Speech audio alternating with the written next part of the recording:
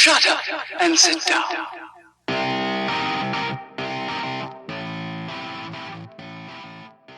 Welcome to True Crime Groove. I'm your host, Maze. With me today on the podcast is the Pineapple Queen. How you doing today, Pineapple Queen? I'm doing pretty good. How are you? Doing well, doing well. Did you have a nice Father's Day? I did. It was quite nice. We just relaxed and hung out. Went to the grocery store. It's good. I wanted to let you know I sent out a tweet yesterday for your husband, just thanking him for being my granddaughter's dad.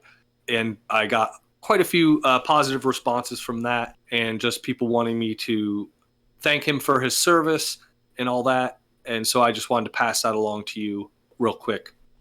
Wow, that's really sweet. I honestly couldn't have asked for a better father for my daughter. Yeah. I also want to do a little bit of internal business. We have a email address. We also have a Twitter, as I just mentioned. It's at True Crime Groove. But we also have an email. It's truecrimegroove@gmail.com. I haven't mentioned it in a while, but it's for like people to suggest cases, give us helpful tips, blah, blah, blah. And somebody did actually email us. Thank you. And they put a little tip in there about our last podcast. They said that I asked you a couple of questions and you didn't know the answer to the question. I didn't know the answer to the question. The question wasn't overly relevant to the story. They were just kind of side notes. But I started thinking about it and I'm like, yeah, if I'm asking the question, probably somebody that's listening to the podcast is asking that same question. And so if we ask it, we probably should get the answer. And through this magical thing called editing, we can stop the podcast and go find out the answer and then just start the podcast back up. And the listener won't even know that we didn't know the answer. We can just say, oh, yeah, I know that answer, and just just continue on. So we wanted to make sure that we're going to let people know that if that occurs, we're going to put more focus on that and make sure that if that occurs, that we go ahead and do that. I picked today's case because our last couple of cases, they're pretty heavy, pretty emotional. And so I wanted to do something that was a little different, just get out of the blood and the guts kind of thing for a bit and just look into something I saw that was just crazy when I first watched it.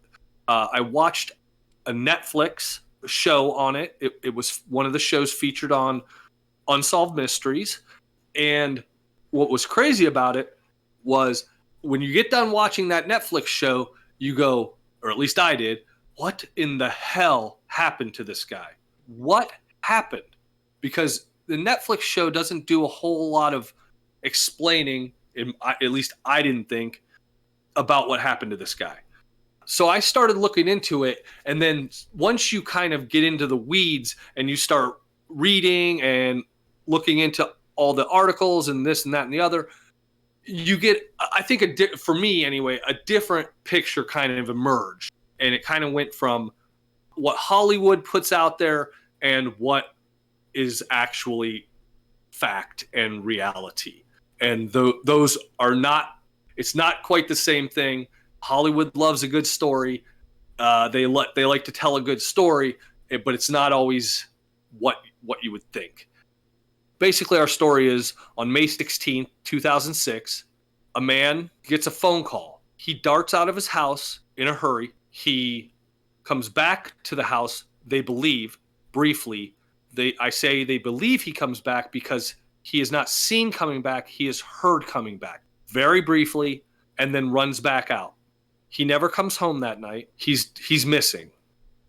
8 days later, his body is found in an unoccupied room of the Belvedere Hotel in Baltimore, Maryland. What happened to him remains a mystery to this day. We're going to try and make it a little clearer of what happened to this man. This is True Crime Groove. Let's get our groove on and talk some true crime. This is the story of Rey Rivera.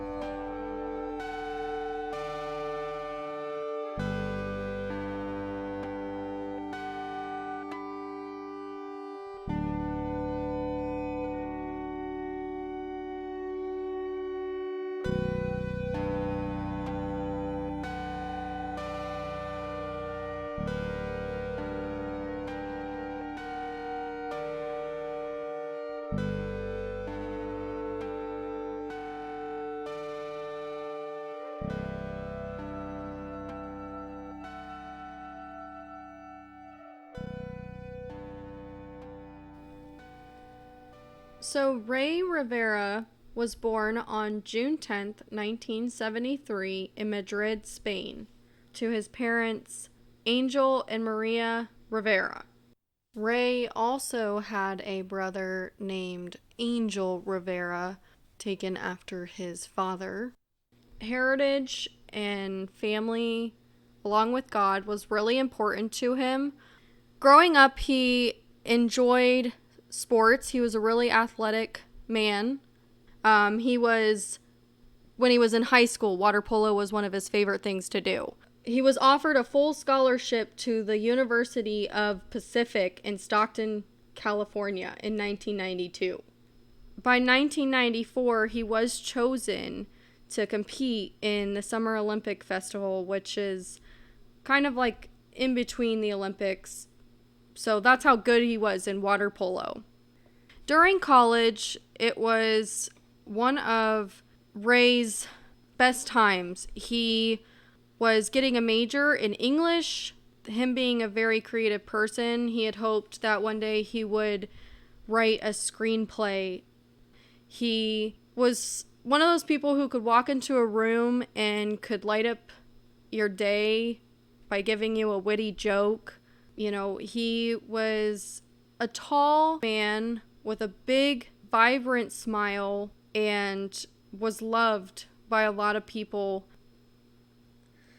In the year 2000, he did meet Allison Jones, which would soon become his fiancée. They had a lot of chemistry between the two of them. She also loved writing, and I believe she got her degree in like business finance and that sort of thing. But if two people could be in love, they were like over the top, you know. So they were living in California during all of this, and by the year 2004, he did propose to Allison. So this is kind of where our story starts, right? They're living in LA. He wants to be a screenplay writer, but he's not an active screenplay writer. He doesn't have any gigs. He doesn't have any steady work.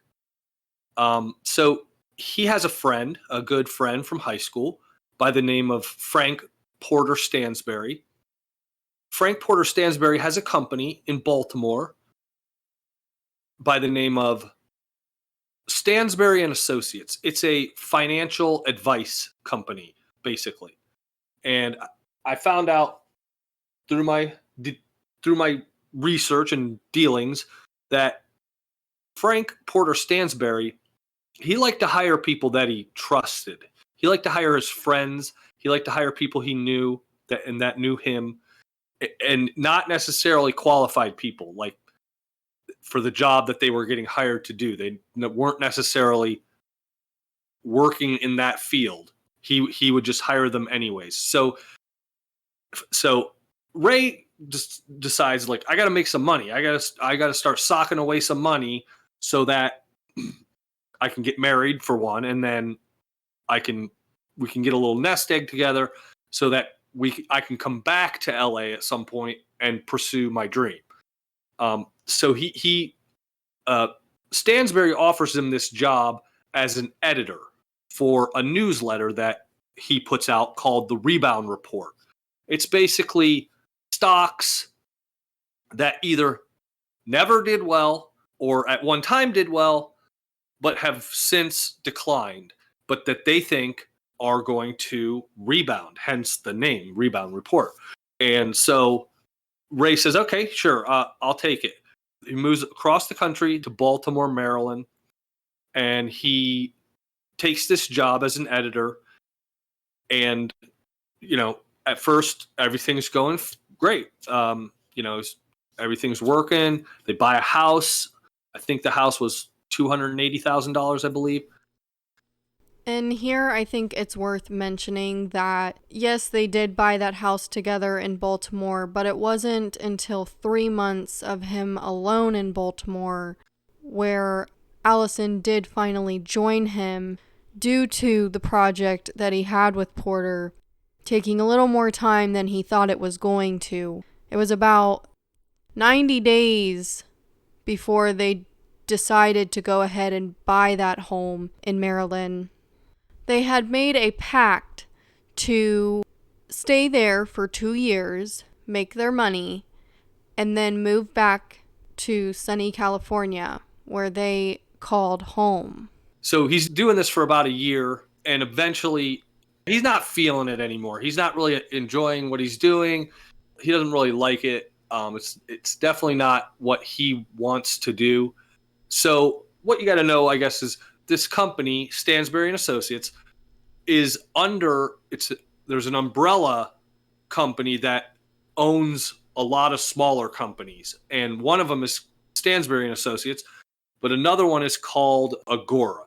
Under Agora is Stansberry and Associates, and then there's a production company. So he decides he'd like to do something else. He uses his wife's credit card, and he starts a production company for Agora that's going to be under Agora, editing videos and shooting videos and things like that. And you said, what was the name of the company? It's called Saba, I believe. Saba, right. Yeah. Okay. And so he decides he's going to pursue that. And so he does for a little while. Him and Allison get married in Puerto Rico, Isabella, Puerto Rico, I believe.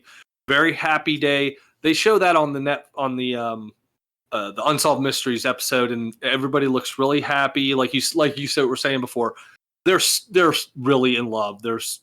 Everything is great between them. That's I believe that was December 27th of 2005. They get married. During this time, a coworker is killed in a car accident in Africa. And the weird part about that is I couldn't find anything that said what country it was. It just said this guy was killed in a car accident in Africa. And so it was just kind of weird circumstances surrounding that. There was a lot of mystery surrounding it. Just because some of the conspiracy is attributed to Stansberry and Associates and the goings on there, and was there nefarious things going on there?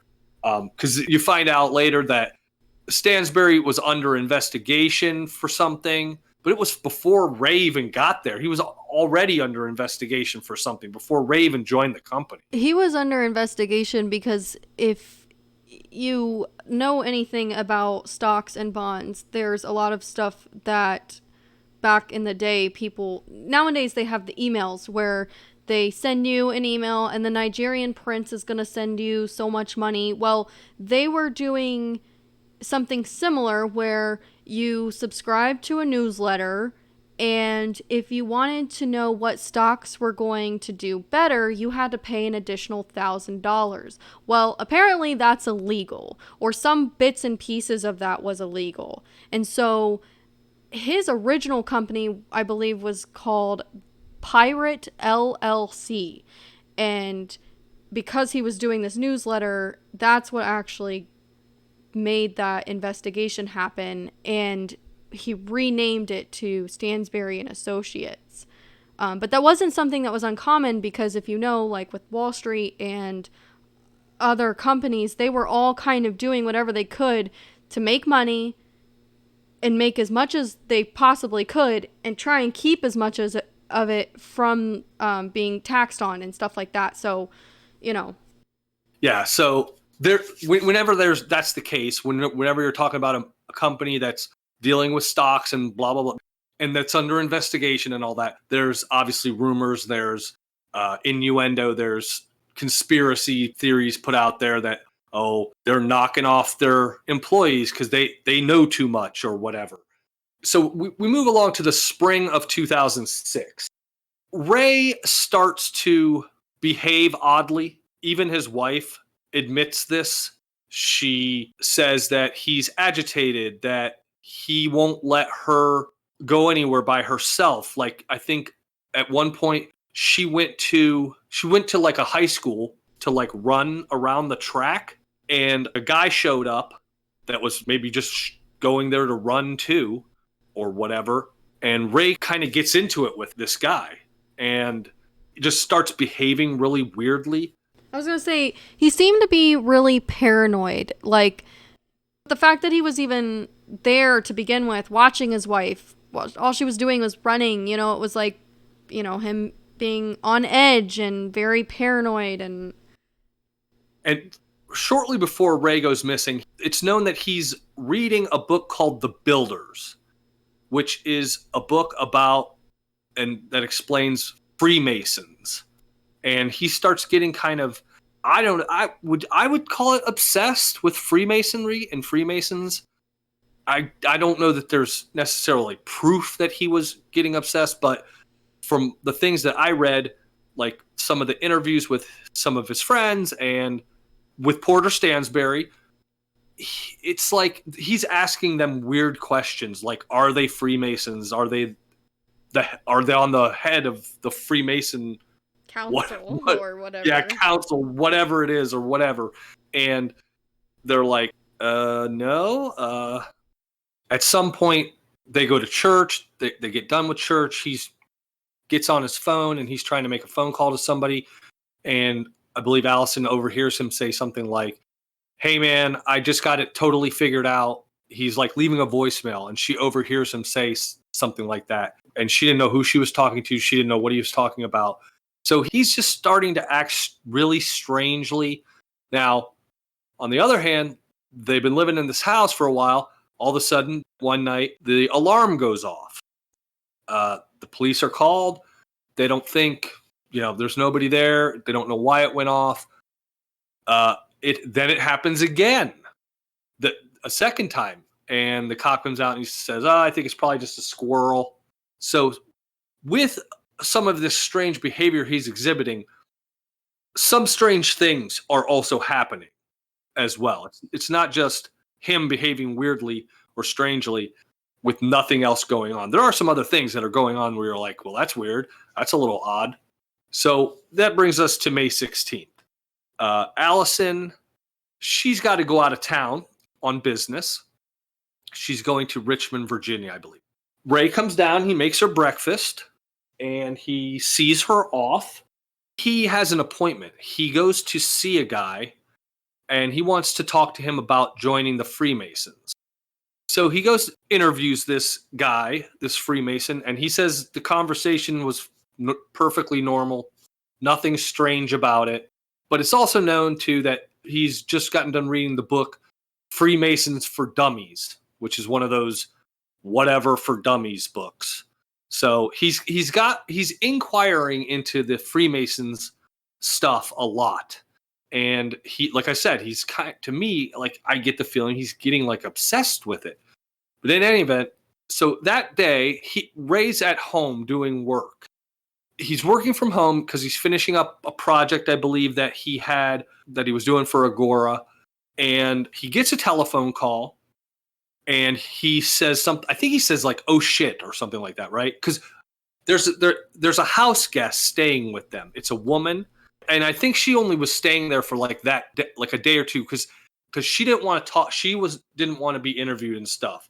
And so I got the impression that maybe she was having like marital problems and needed to get out of the house for the night because I'm pretty sure she lived in Baltimore and she was just kind of getting out of her house for the night. I was going to say, because I thought she lived in New York. Like, the both of them worked together, her and Allison, and they worked for that hair company that allowed them to, like, travel places. Well, but she wasn't staying there long. Yeah, she was only there for, like, 3 or 4 days. And I didn't get the impression that she was, like, a house guest. No. Like, it was more like she needed a place to stay. Right. It could have been a marital thing, but it could also have been, like, a work thing. Like a work thing, and she was like, had offered her coworker, like, maybe they were a little bit closer, and was like, hey, you could just stay with me since we're going to be both in town for this work thing, or whatever, you know what I mean? Who knows? It's a little bit of a mystery because she didn't want it, with the exception of the few things she provides to the police that the police have come public with. She didn't want to talk about this publicly with people. So why exactly she was there and what she was doing, we're not totally sure. But she's in the house. She hears Ray say, oh shit, and he runs out of the house, quickly. Then she hears somebody come back. She assumes it's Ray. I'm going to assume it's Ray.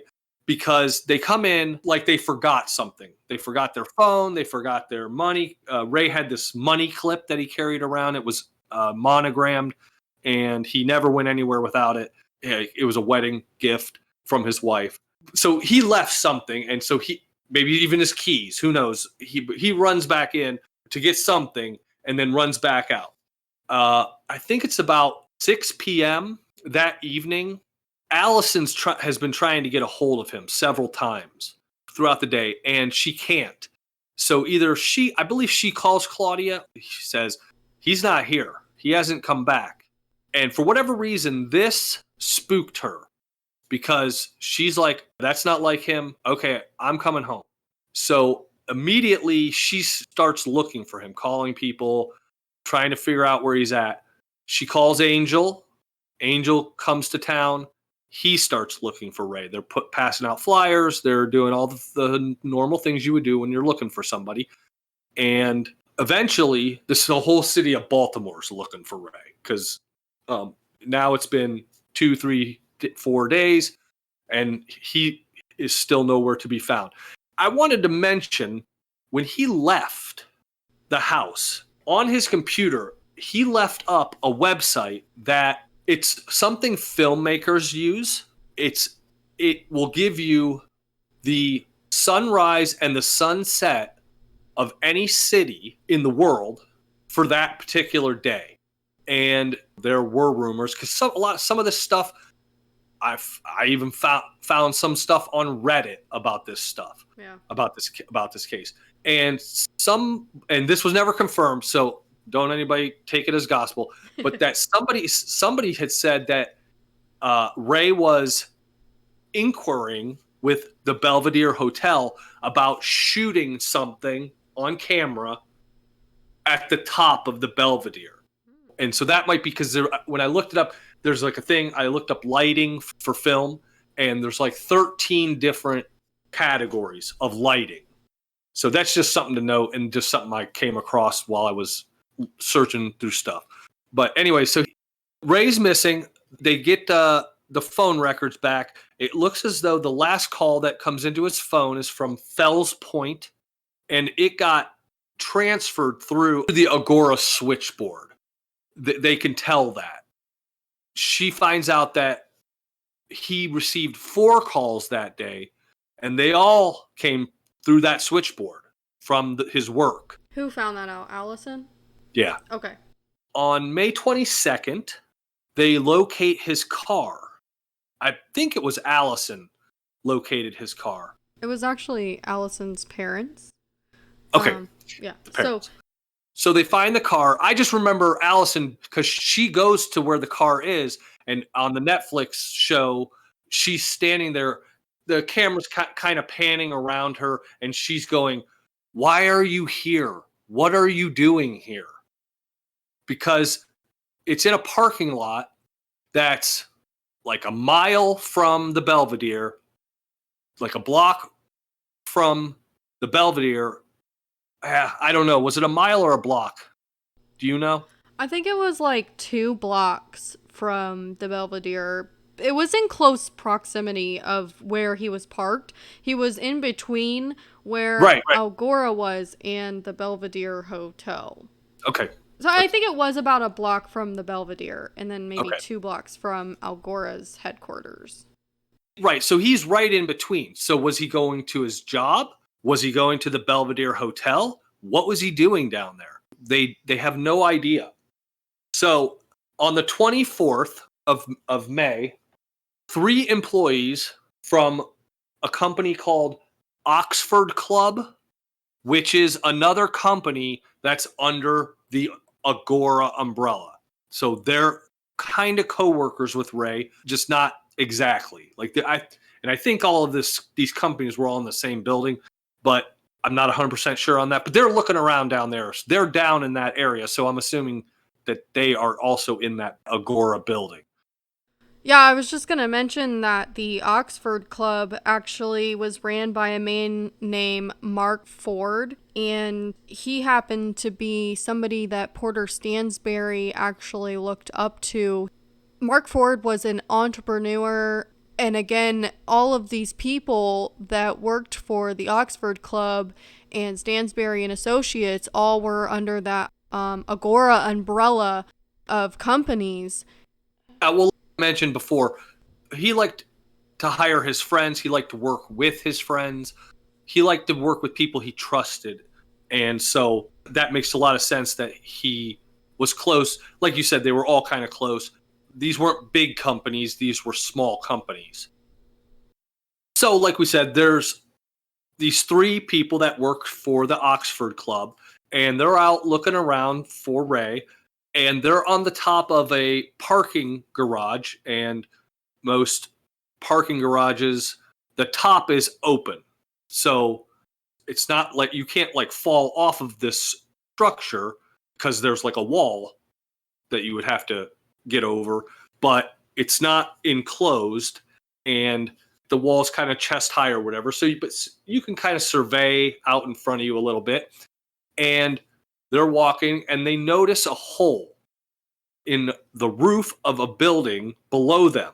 The building is 20 feet below them, and the hole is about 20 feet away from the top of this parking structure. It's not a big hole. It's small. It's a pretty small hole, but what catches their attention is they see some sandals and what appears to be maybe a cell phone and some glasses. And I'm not sure if they could see the glasses, but it's later determined that it's a pair of glasses. They see something. They see some things near this hole. And one good question, because my biggest hang up on this whole case is those items that are by the hole. Because it doesn't really say, and I never saw a picture or anything that said where exactly those items were. I would like to know where they were exactly. And that's just the way my brain works. I would like to have that information. So they find out that the structure where this hole is in the roof is part of the Belvedere Hotel, but it's not being used because at one point it might have been a racquetball court, and then they started using it for banquets. People had banquets there, and then eventually it wasn't used anymore. So they get a hold of the property manager. His name is Gary Shivers. He's worked. I think he started at the Belvedere Hotel making $2 an hour as a busboy, and he had eventually became the property manager. And he went in to the building, and he finds a body in this room, and he's like, okay. And he looks up, and there's a hole, and it looks like this body has just fallen out of the sky through this roof and into this room. They call the police. The police come out. They start investigating, and they figure out that it's Rey Rivera. The strange part of this is, well, one of the strange parts of this is the medical examiner determines that he has like fractured ribs, lacerations, and other things that are consistent with a fall. But he also has both of his tibias broken. And on the Netflix documentary, they said that was inconsistent with a fall. And that one made me scratch my head a little bit because I'm like, okay. Yeah. And I'm thinking to myself, okay, what do you mean that's inconsistent with a fall? This body came from a great height somewhere, somehow, and came through this roof into this room, and the legs being broken is inconsistent. Someone has to explain that one to me, because I would think that's very possible. That could be very easily achieved. If he landed feet first, guess what's happening to your tibias? They're breaking. You're not gonna your legs are gonna break if you land feet first. So I found, I just, like I said, that's what Netflix put out there. Okay, I'm not a forensic pathologist, so but anyways, so at first the cops, well, pretty quickly they're thinking this is a suicide. The wife, Allison, and others, and actually one of the detectives, they're not so sure. They have their doubts and their questions, and a lot of that it surrounds that is having to do with just Ray's behavior leading up to this, the paranoia, the phone calls that he got, those kinds of things. I think they tried to portray that, like, usually with homicide, you see a reason why. So, like, an affair, something to do with money. And I think that because where he worked and it involved with maybe possibly people losing money, or whether that be the company or clients using their newsletters, it could vary. I think they tried to push that narrative. Well, and this is where I talked a little bit about the difference between Hollywood and reality, and we're going to get into all that. But on the Netflix show, they portrayed Porter Stansberry as the villain. I'm doing air quotes right now with my fingers.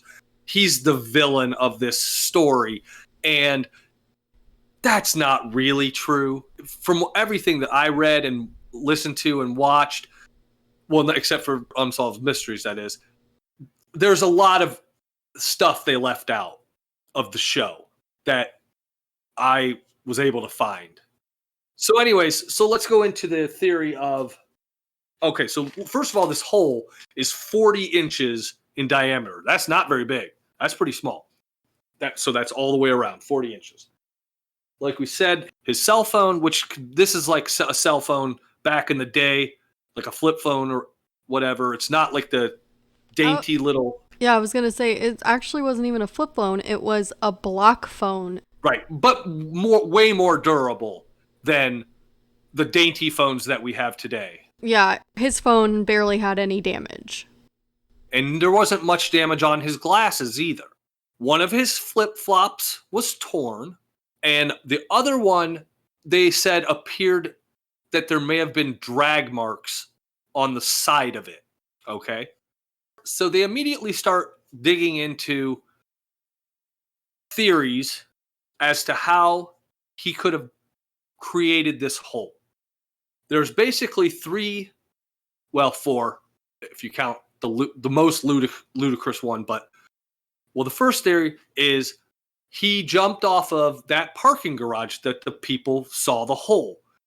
Now, in order to do this, he would have had to jump about 20 feet out away from the parking structure. He would not have been able to get a running start because of the wall.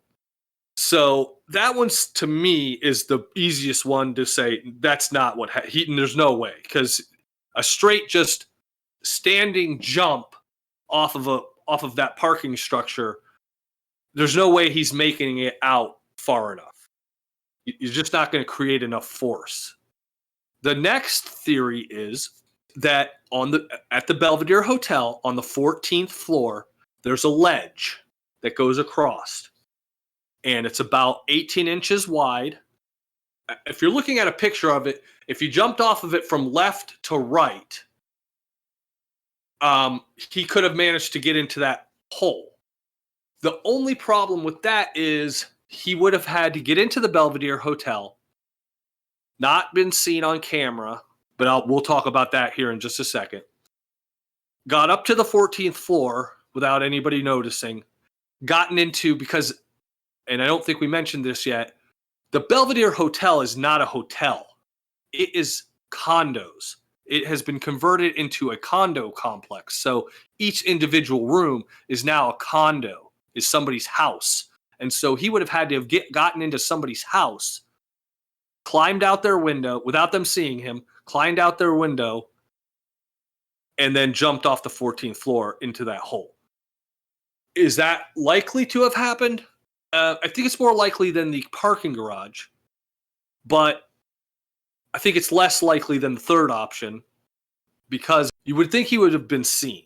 Now, a lot of people say, well, you didn't get caught on the cameras. Well, what I found out through looking into stuff, the cameras that they used at the time, like the way it works now is a lot of these cameras send their footage to someplace else to be processed and stored or whatever. But back then, that's not how this one worked. This one had cameras, but they re-recorded over themselves after a certain period of time. So if he had been found that day, or maybe the first couple days, and he did jump off that 14th floor, they might have caught him at the Belvedere Hotel. But since it was 8 days later that they found him, those cameras had already recorded over themselves. So there was no footage of who was at the Belvedere that day.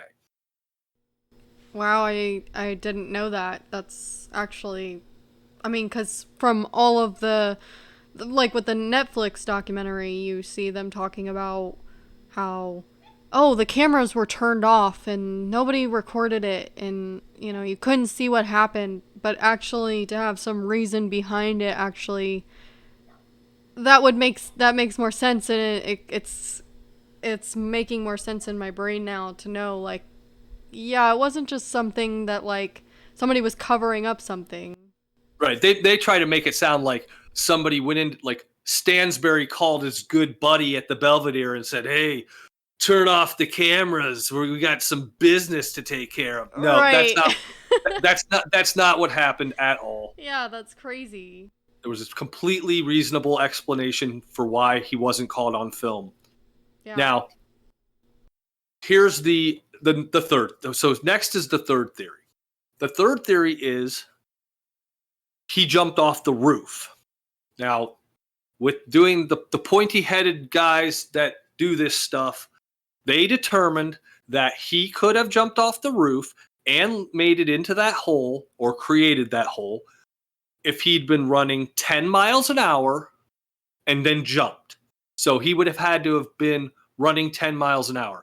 I don't think it's that hard to run for 20, 30 steps, whatever, and get up to 10 miles an hour. For like, I don't think people can run 10 miles an hour forever, but they can run it for a short distance if they're in decent shape, which we knew he was. He was an athlete and all that. I was gonna say, it reminds me of the Office episode where they've got the speeding thing and it's tracking how fast they're going. Right. People can get up to that speed, and if he started from one point of the roof to actually physically jump off the other side, it could very well be possible. Okay, that's possible. They say, yep, it's very possible. Now, how did the flip-flops, phone, and glasses, how did they end up outside the hole? That's, like I said, that's always bothered me a little bit because I'm not sure. They also, with the Netflix, back to the Netflix, hate to bash Netflix, but you're kind of phony on this one, Netflix. With the Netflix documentary, they say, well, it's really hard to get to the roof of this building because it's private, blah, blah, blah. Well, first of all, that's not true. There's there's a bar on the 13th floor that's open to anybody. You can go to this bar. So you can get at least up to the 13th floor without too much problem at all because they're just going to assume you're going to the bar. And then there's a lady that lived in the building at the time. Her name was Makita Brotman. She wrote a book about this case. Eventually, she wrote a book about this case. We'll go into what her conclusions were when we get to there. But basically, she said, no, it's not that hard to get up to this rooftop. I lived in the building. You can get up to the rooftop. And Netflix interviewed for her for hours and hours because she wrote a book about it and about the case. And when she gave them her opinion and told her conclusions, they guess what Netflix did. They exited her because it didn't fit her narrative. Yeah, they didn't use a single scene of footage of any of her interviews. Right? Okay, so great. Okay, the fourth theory is obviously somebody dropped him like out of a helicopter. There's no way to say if that's true. Nobody reported a helicopter hovering over the Belvedere Hotel that day or anything like that. So, but that's, I mean, is that a possibility? I guess if you're naming off all the possibilities, you'd have to include that one, I guess. I was just gonna say that one to me just seems definitely the craziest. I mean, I get that like the company he worked for owned helicopters, that Porter actually showed up in a helicopter at his wedding, but I don't think that that's something they would just throw some. I mean, anybody could have seen them throw a man out of a helicopter that day, and they were going to take the risk. I mean, they're trying to save their company or save money or whatever it might have been in that scenario, and you're going to risk being seen by any bystanders. That to me just seems crazy. Yeah, this would go with the evil Porter Stansbury theory that he's an evil genius tossing people out of helicopters like Scarface. Yeah. And so our last theory is he's been murdered, right? So the only thing that lends credence to this for me, after looking at everything, is the money clip. The money clip that the wife said he never left the house without. It wasn't at the house or in his pants or anything or by the hole. They never found it. So that's a little odd as far as that goes. That's a little strange that they never found that money clip. You would have thought that would be one of the items that they found on him. So pretty quickly, like I said, the cops determine this is a suicide. It's almost like cops say it's a suicide. Let's move on. Next case. So, but there's a little more to the story than just it's a suicide. And we need to go into that stuff. So, and the reason that I say we need to talk a little bit more about this is because a little while after the body is found, Allison and Angel, behind Ray's computer, they find this note. So in my opinion, it's the kind of thing you would leave for someone to find. Like you don't want it immediately found, but you want it found by somebody eventually. Because what it is it's like a 3-page document that has been shrunk down. Do you know the size? Did you write down the size of what? It was shrunk down onto like one sheet of paper and it had been trimmed. Right. They trimmed the edges, and they know he put it there that day because she found the trimmings in the trash can. Right. Right. So when you read what he wrote, it gets even more bizarre. It's almost like a manifesto of sorts. It talks about the council. It talks about Freemasons. It talks about playing the game. It talks about some movies, some people in Hollywood, but it also is something else. You can tell that it's something else. And the one part that's of note is where he says, I think the winners of the game should be rewarded with being 5 years younger by the council. And then he lists the people that he says are winners of this game. And most of them are people he knows, he's close to, and loved ones and things. His wife's on there. One weird thing is he mentions Porter in this note in other places, but then under the winners, he puts Frank Stansbury, which was Porter's first name, but I'm not sure why you would be calling him Porter in one part of the note and then calling him Frank in another part of the note, but his brother's on there, close friends are on there, so, different people are on there, and I think one theory that came out was that when he's referring to the game, he might be referring to his life, because most of the stuff he talks about happens between the time he's born and the day he dies. So, and he mentions that movie, The Game. Yeah. What did you think of this note? I mean, it's definitely an odd suicide note, if that's what you're going to call it. To me, like you mentioned, he calls Porter Frank by both of his names, because his name is Frank Porter Stansberry, but he goes by Porter. And that's just because his father changed his name. That's a little bit of an odd story that you found.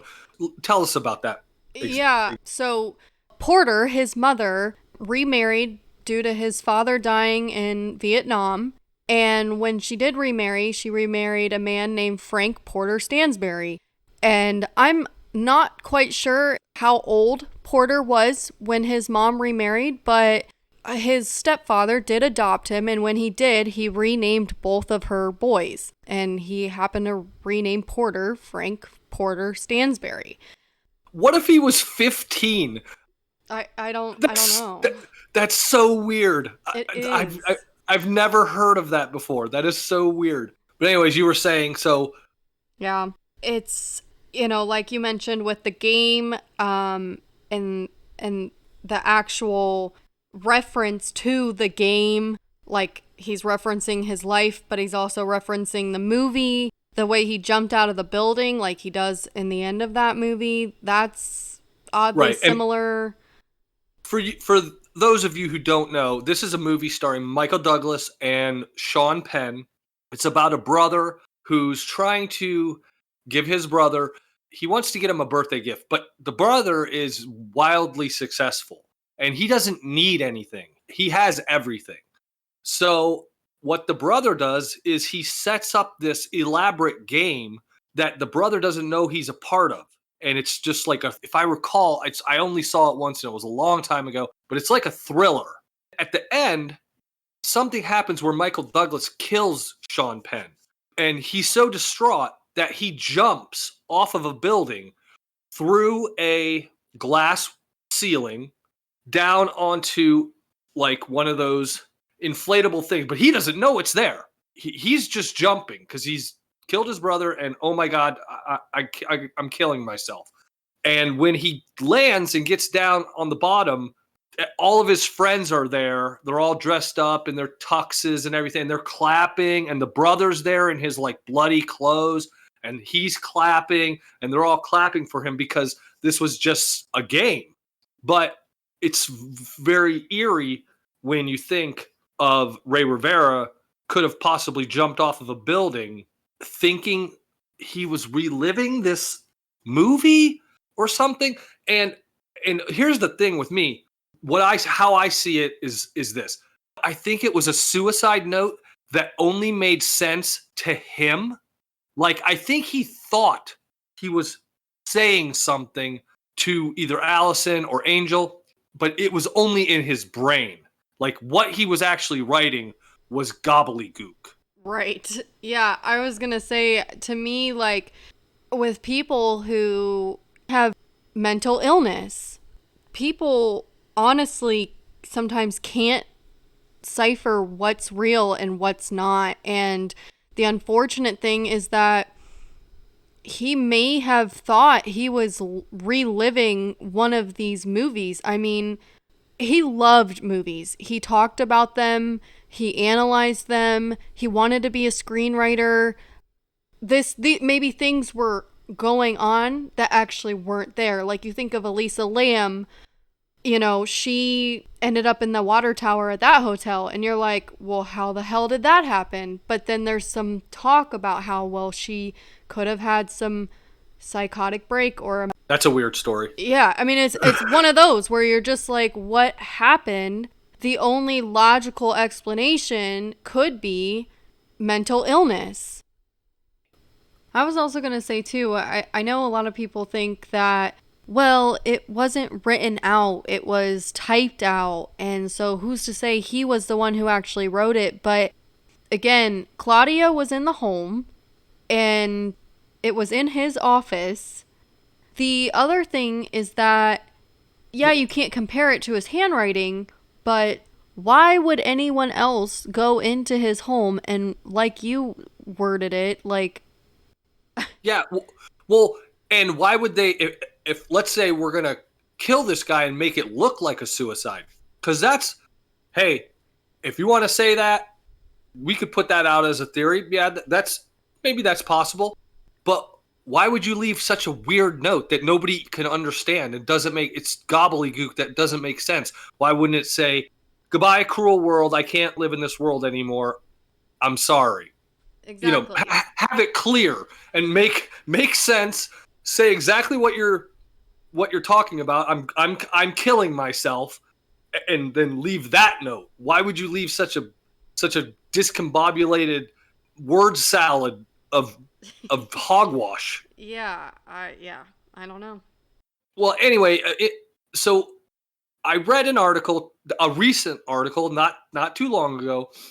The article interviewed, in regards to this article, that Allison had been saying all along that he was not acting right. A week before he disappeared, there was a day she said that she didn't say he was depressed, but she said he wouldn't get out of bed, that he just stayed in bed all day and wouldn't get out. Now, to me, that sounds like somebody that's depressed, but I don't know. So then they did an interview with Porter, another childhood friend by the name of Brad Hopman, and then also the author of the book, the Makita Brotman. She's the author of Body at the Belvedere. And Porter said that he felt that Ray was suffering some kind of mental problem, that he was having problems. He was asking him if he was in the Freemasons, if he was on the council of the Freemasons, or like in charge, like one of the heads up of the Freemasons. And he's like, no. And Porter, from the report that I read, I think it was in the Baltimore Sun, the reporter got a genuine feeling that Porter was very upset that people would think that he had anything to do with having his friend killed. There were reports or rumors that Porter stopped cooperating with police once the body was found. I think it needs to be said that Porter hired a private detective when Ray was missing to try and look into where Ray might have gone, what might have happened to Ray. He put up a reward, and he was actively looking for Ray himself. When the body was found and the media circus started, because there was like some things saying, well, he told his company to just zip it. That's not true.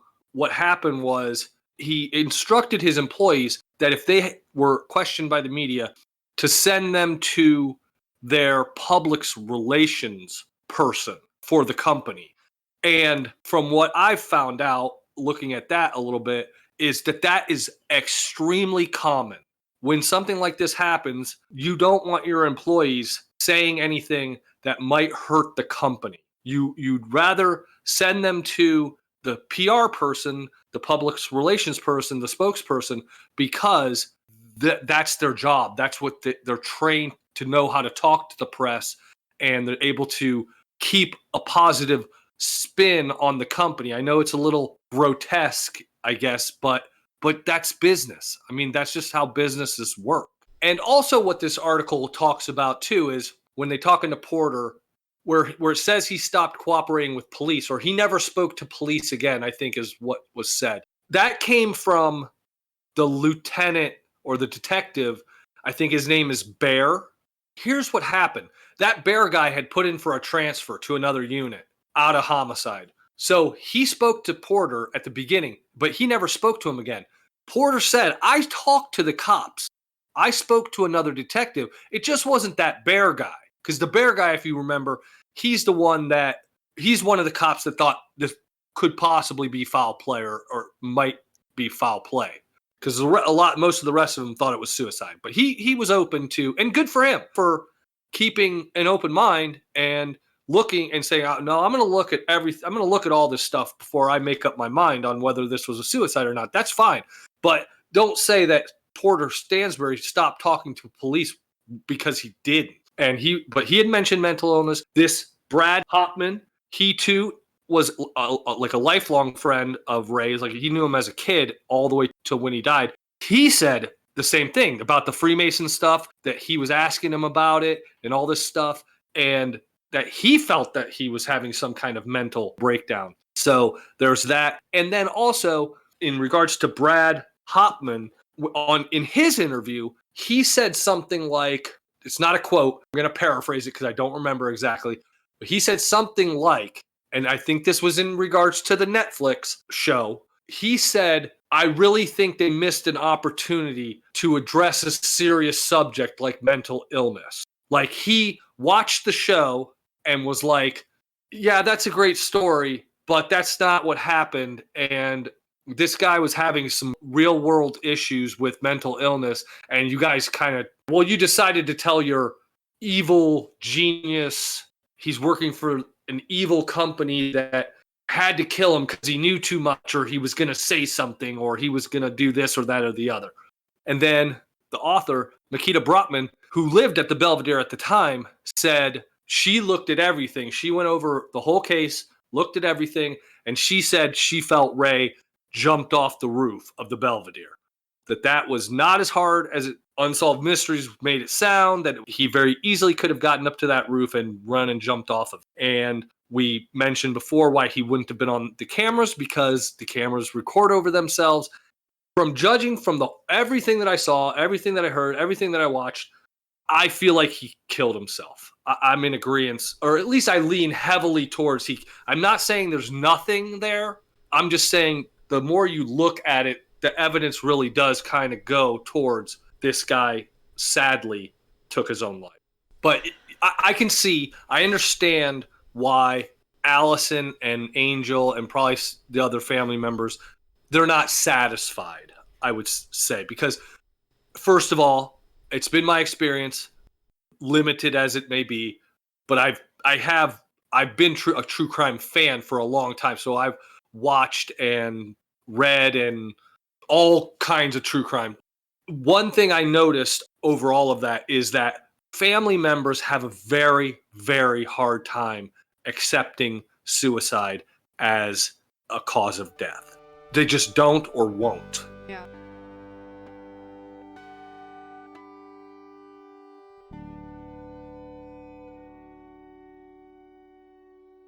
So that's pretty much all we have for the Rey Rivera story. I want to thank everyone for listening today. Be sure to subscribe to the channel. You can also follow us on Twitter. If you listen to the podcast, you will know that I did not ask the Pineapple Queen a single question that she didn't have the answer to. Yes. Yeah. Amazing how that editing works, doesn't it? It's great. So be sure to join us next time when we'll have another riveting case for you. Peace out, my friends.